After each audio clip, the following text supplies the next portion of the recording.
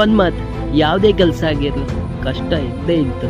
ಗಾರಿ ಆಗಿರಲಿ, ಪೇಂಟಿಂಗ್ ಆಗಿರಲಿ, ಸೆಂಟ್ರಿಂಗ್ ಆಗಿರಲಿ, ಗ್ಯಾರೇಜ್ ಆಗಿರಲಿ, ಆಫೀಸ್ ಕೆಲಸ ಆಗಿರಲಿ, ಯಾವುದೇ ಆಗಿರಲಿ ಆ ಕೆಲಸಕ್ಕೆ ಆ ತೂಕ ಇದ್ದೇ ಇತ್ತು.